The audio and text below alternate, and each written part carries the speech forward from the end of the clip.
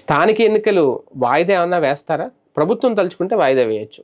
ఇప్పట్లో మేము నిర్వహించుతాం, తర్వాత నిర్వహిస్తాం. ఏదో కారణాలు చెప్పొచ్చు. ఎందుకంటే లాస్ట్ టైమ్ అప్పుడు చూడండి రకరకాల కారణాలతో అప్పుడు ఎవరైనా నిమ్మగడ్డ రమేష్ గారు చాలా వాయిదాలేసే ప్రయత్నాలు చేశారు. అప్పుడు వైసీపీకి, ఎలక్షన్ సంఘానికి మధ్య చాలా వివాదాలైతే జరిగినాయి.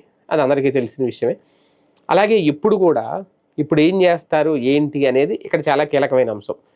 ఎందుకు వాయిదా వేస్తారా అనే డౌట్ ఎందుకొస్తోంది అంటే, ప్రధానంగా కొన్ని కారణాలు కనిపిస్తున్నాయి. ఒకటి ఫస్టు అంతర్గతంగా వాళ్ళు చెక్ చేసుకుంటుంది. నివేదిక తర్వాత చాలామంది ఓట్లు కోల్పోయారు. అది ఒకటి. అది అక్టోబర్ తర్వాత వాళ్ళు ముసాయిదా జాబితా అయితే రిలీజ్ చేస్తారు. దాని ప్రకారం అందుకే అక్టోబర్ నెలాఖరులోపు ఎన్నికలు అన్నారు కాబట్టి, దాని ప్రకారం ఎన్నికలు నిర్వహిస్తే వీళ్ళ ఓట్లు పెరుగుతాయా, తగ్గుతాయా అనేది ఒకటి ఇక్కడ కీలకమైనది. రెండోది జనసేనకి, తెలుగుదేశం పార్టీకి మధ్య సఖ్యత ఇంకా కుదరట్లేదట. స్థానిక ఎన్నికలకు సంబంధించి సీట్ల లెక్కలు ఒక కొలిక్కి ఇంకా రావట్లేదట. గెలిచే సీట్లు ఇస్తాం, మీరు ఎక్కడ గెలుస్తారో ఒక లెక్క తీసుకురండి అని చెప్పడం, అక్కడ మా బలం ఎక్కువ ఉంది, ఇక్కడ మీరు ఎలా గెలుస్తారని ప్రశ్నించడం, వీళ్ళు అడిగిన సీట్లు కాకుండా వేరే సీట్లు ఇస్తారని ఆఫర్ చేయడం, ఈ లెక్క నడుస్తుందట ఇంకా. అంటే ఇది కొన్ని విశ్వసనీయ సమాచారాలు, అంతర్గతంగా ఏం జరుగుతున్నాయి రాజకీయంగా అనేది.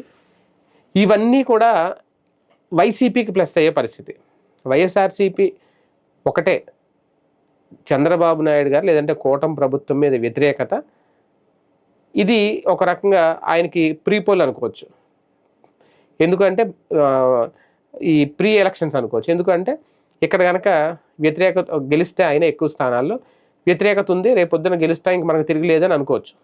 కాకపోతే ఇంకా 2 ఏళ్ళ టైం ఉంటుంది కాబట్టి ఏ పరిస్థితులు ఎలా ఉంటే చెప్పలేము అప్పుడు. కాకపోతే ఒక అంచనాకైతే వస్తారు. అలాగే కూటమి ప్రభుత్వం ఏమీ చేయలేదని ప్రజల్లో ఉంది అనేది కూడా కూటమి ప్రభుత్వానికి ఒక క్లారిటీ వస్తుంది. అందుకని చాలా సీరియస్గా రంగంలో దిగుతున్నారు. అంతేకాకుండా ప్రత్యక్ష ఎన్నికలు కావడంతో వైసీపీలో కూడా చాలామంది నేరుగా పోటీ చేయడానికి కాస్తంత ఆర్థిక బలం ఉన్న వాళ్ళు ముందుకు వస్తున్నారట. ఎందుకంటే ఎలాగ ప్రత్యక్ష ఎన్నికలు డబ్బులు ఖర్చు పెడితే గెలుస్తామా లేదా అనేది ఒకటి. అందుకే ఆ భయంతోనే మొన్న ఒక ప్రకటన కూడా చేశారు చంద్రబాబు నాయుడు గారు, ఎవరో డబ్బులకు లొంగొద్దు, డబ్బులకు ఓట్లు వేయొద్దు అనేది. అంటే ఇన్ని రకాల అడ్డంకులు, ఇబ్బందులు, భయాలు, పరీక్షలు, వీటన్నిటి నడుమ ఇప్పుడు ఎన్నికలు నిర్వహించే కంటే వాయిదా వేస్తే బెటర్ ఏమో అనే ఆలోచన కూడా జరుగుతుందట. మరి ఎన్నికలు వాయిదా పడతాయా, సజావుగా సాగుతాయని చూడాలి.